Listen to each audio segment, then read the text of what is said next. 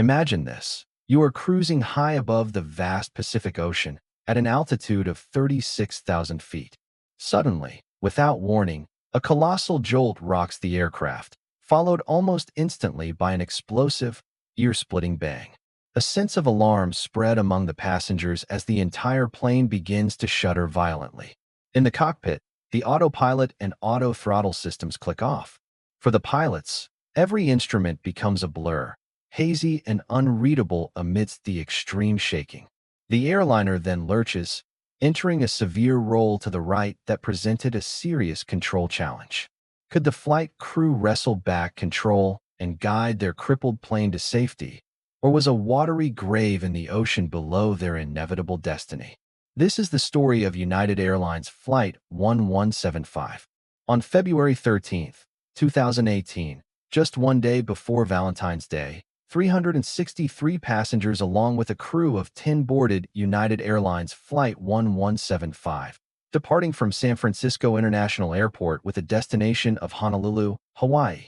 A nonstop journey from San Francisco to Hawaii typically takes around 5.5 hours when the weather is clear, and it's a route that unfolds almost entirely over the open waters of the Pacific Ocean.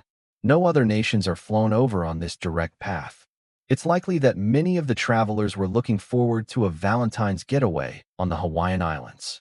At that moment, they remained in blissful ignorance of the unexpected and heart-pounding turn their journey was about to take, an event that would be seared into their memories forever. The airplane assigned to this route was a Boeing 777-200. This model is a twin-engine, wide-body jet designed for long-haul flights, boasting a maximum takeoff weight of 545,000 pounds. Back then, the Boeing 777 was known for its remarkably low rate of fatal accidents. This particular aircraft had been in service for a while, having logged over 89,000 flight hours and more than 16,000 cycles. A cycle, in aviation terms, refers to one complete engine operation, from being powered on for a flight to being shut down after landing. Every single cycle marks a complete usage of the engine, no matter how long or short the trip was. This metric is critical in the airline industry, as it's a key factor in monitoring the wear and tear on an aircraft's engines, which is paramount for safety protocols and maintenance schedules. The jet was powered by two Pratt & Whitney PW4077 turbofans, which are high-bypass, dual-spool, axial flow engines. Inside the cockpit, the flight was commanded by a team of 3 pilots. At the helm were 57-year-old Captain Benham, acting as the pilot monitoring, and 60-year-old First Officer Paul Ayres, who was the pilot flying. They were joined by an off-duty United Airlines First Officer, Ed Gagarin, who was seated in the jump seat. Captain Benham was a seasoned aviator with a logbook showing over 13,000 flight hours, 360 of which were in the Boeing 777. His extensive experience, gained over a 4-decade career in aviation, would soon prove to be absolutely invaluable. First Officer Ayres was also highly experienced, with more than 11,000 flight hours under his belt, an impressive 10,000 of which were spent specifically at the controls of a Boeing 777. The moment for pushback arrived. The ground controller, stationed near the plane, gave the all-clear to the cockpit. A powerful pushback tug attached itself to the 777's nose gear, and with smooth efficiency, it began maneuvering the massive aircraft away from the terminal gate. It was a routine operation, one seen thousands of times a day, yet the coordination and precision between the ground team and the pilots remained a symphony of technical expertise. Once the aircraft was aligned on the taxiway, the tug disconnected, and the pilots assumed full control. The engines spooled up, their signature hum filling the air, signaling the start of another trans-Pacific journey. Inside the cabin, flight attendants performed the safety briefing, their words a familiar and soothing ritual for seasoned travelers and a vital piece of information for newcomers. Passengers listened, some with full attention, others already immersed in their own thoughts or digital devices. As the 777 taxied to the runway, Captain Benham turned to his co-pilot, Paul, and offered him the first leg of the flight to Honolulu. Paul accepted. Upon getting clearance from air traffic control, Paul advanced the throttles to takeoff power, and the jet began its powerful acceleration down the runway. As it hit the required velocity, Paul gently pulled back on the control column, raising the aircraft's nose. The rear wheels were the final point of contact with the tarmac, and just like that, the aircraft was airborne. As the plane ascended, San Francisco International Airport quickly diminished in size below, transforming into a brilliant web of lights. The landing gear was retracted, and the distinct sound of the mechanism confirmed it was securely housed for the flight. After the Boeing 777 climbed into the sky, the journey proceeded without a hitch. The aircraft leveled off at its cruising altitude, settling into the long, uneventful phase of the flight. The two Pratt and Whitney engines droned on with a steady rhythm under clear skies. Hours slipped by peacefully. In the cabin, the crew moved about, attending to the passengers' needs and ensuring their comfort as the plane sailed smoothly over the Pacific. A sense of calm repetition settled in, with those on board having no idea of the terrifying drama that was about to unfold. Several hours into the flight, the pilots made contact with the Honolulu control frequency for a routine check-in. During this exchange, they also retrieved the latest weather data from the plane's onboard computer system. It was just moments after this routine check that the massive bang violently shook the aircraft. The event instantly disconnected the autopilot and autothrottle systems. The plane began to shake so heavily that the instruments in the cockpit became nearly impossible to read. This intense vibration also created a deafening roar. The conditions in the cockpit became so extreme that both pilots had to raise their voices significantly to hear each other. Flying over the Pacific at 36,000 feet, far from any possible runway, the aircraft suddenly snapped into a severe roll to the right, becoming incredibly difficult to control. What the pilots couldn't have known in that terrifying moment was that the right engine had just suffered a catastrophic, full-length fan blade fracture. Inside the passenger cabin, people were fearing for their lives as the captain officially declared an emergency, with no one understanding what was happening to their plane. Facing the immediate challenge of leveling the aircraft, Captain Benham enlisted First Officer Paul's help to push the nose downward, trying to correct the plane's dangerous angle. Together, they pushed the controls to their absolute limits and slammed the throttles to maximum power, a critical action to prevent the aircraft from losing speed. During this critical moment, Captain Benham applied full left rudder and left aileron to fight the roll. It was here that his 40 years of flying experience, especially his vast expertise, kicked in. He was intuitively searching for that one critical balance point that would keep the plane flying and prevent it from spiraling into the ocean below. Amidst the chaos and uncertainty, he skillfully manipulated the plane's nose, stabilizing its altitude and roll, and began to wrestle the aircraft back towards a normal flight path. For the first 30 seconds after the bang, Captain Benham and his co-pilots were flying blind, completely unsure of the jet's status because the engine instruments were still showing normal readings. This made the cause of the violent instability a complete mystery. However, after that initial half-minute, the right engine indicator and the crew alert system finally updated, providing crucial data. There was zero engine pressure. With this new information, Captain Benham concluded that they had lost the right engine. But he was still baffled by one thing. Why was the aircraft still shaking so violently? Captain Benham ordered First Officer Paul to immediately start the severe engine damage checklist. They worked in tandem, methodically going through each step. After completing the checklist, while still over the open Pacific, Paul shut down the failed right engine. The moment he did, the vibration decreased, but the aircraft's handling remained dangerously abnormal. To stay in control and manage their descent, Captain Benham pushed the throttle of the working left engine to its maximum setting, aiming for a steady and controlled descent. The crew officially declared a mayday. Captain Benham then instructed Paul to run the drift-down checklist, while telling Ed to get them direct vectors to Honolulu International Airport. Now flying with only one functioning engine, Captain Benham expertly piloted the aircraft. As they descended, they flew into cloud cover while managing their airspeed. This phase of the descent brought new aerodynamic problems, specifically due to the disrupted airflow over the damaged right wing. Captain Benham knew that pointing the nose down to gain speed could be risky. Conversely, raising the nose to slow down would make the aircraft dangerously vulnerable to a stall.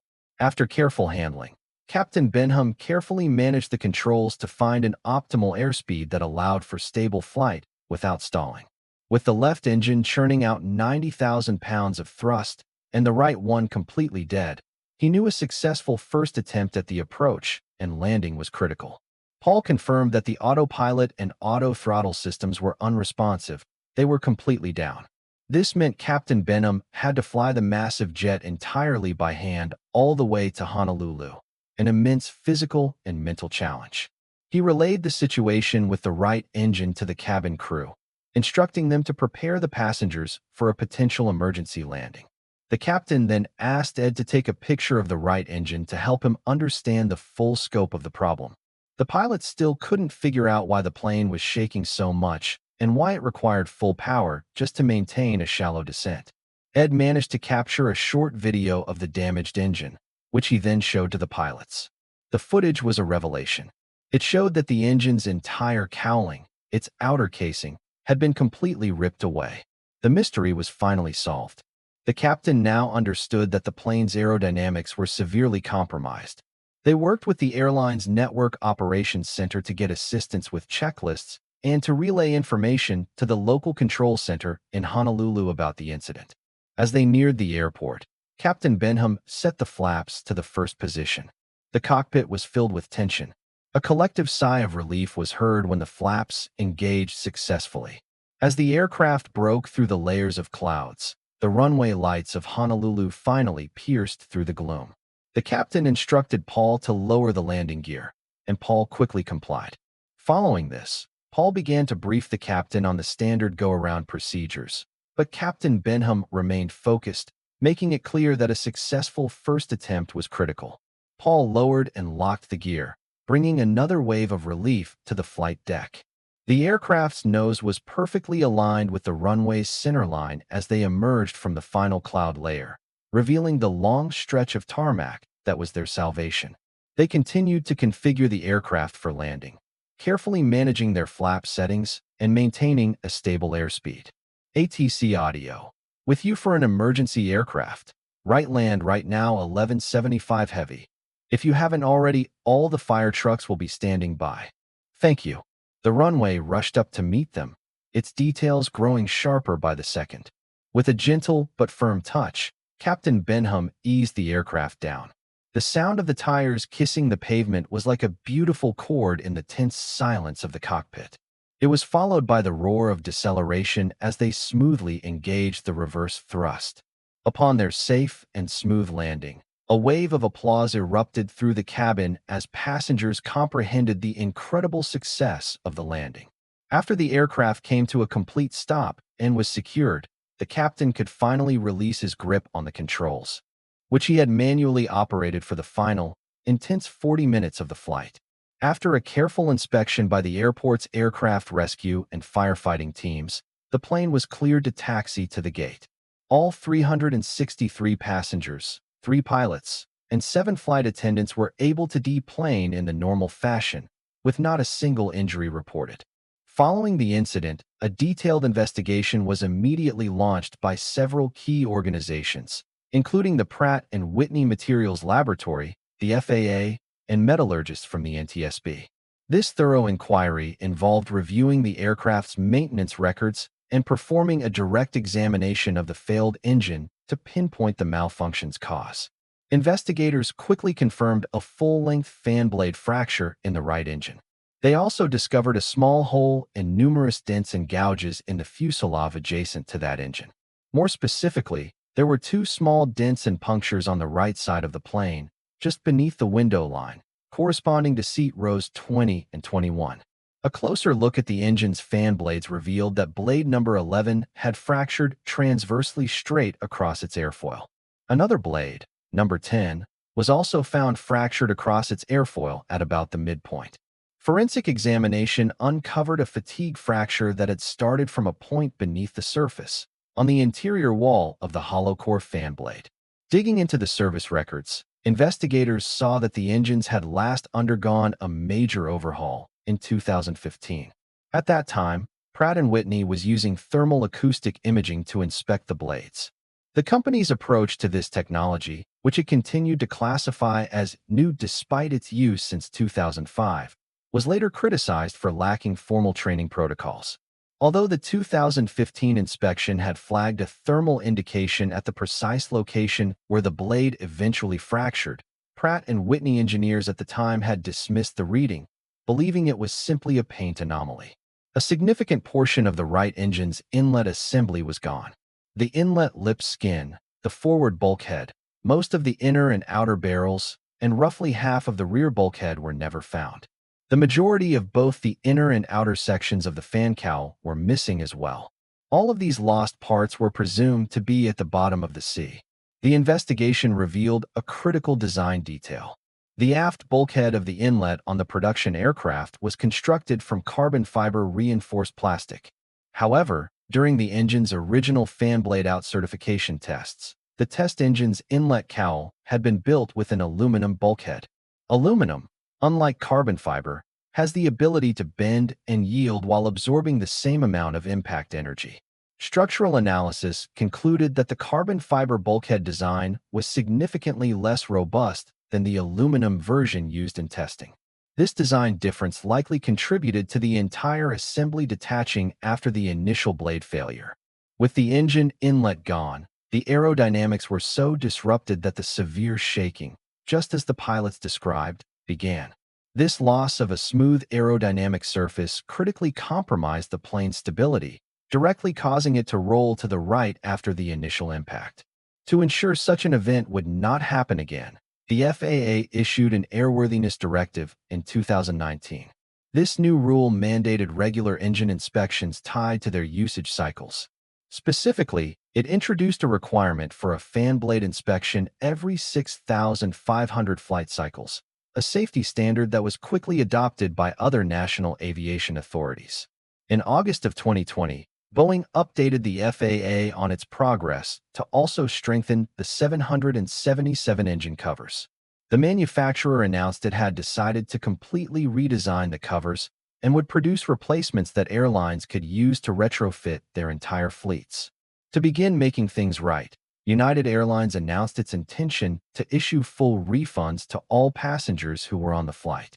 About a year and a half later, the heroic cockpit crew was honored with the Superior Airmanship Award from the Airline Pilots Association for their incredible skill in safely landing the aircraft. So what do you think? Were Captain Benham's actions that day truly heroic? He showcased an extraordinary level of determination and composure while facing unimaginable pressure. For the entire final 40 minutes of that flight, he never once let go of his grip on the throttle or the yoke, manually flying and guiding the crippled aircraft to a safe landing. If this story captivated you, please be sure to give it a thumbs up and subscribe to our channel. Thank you for watching.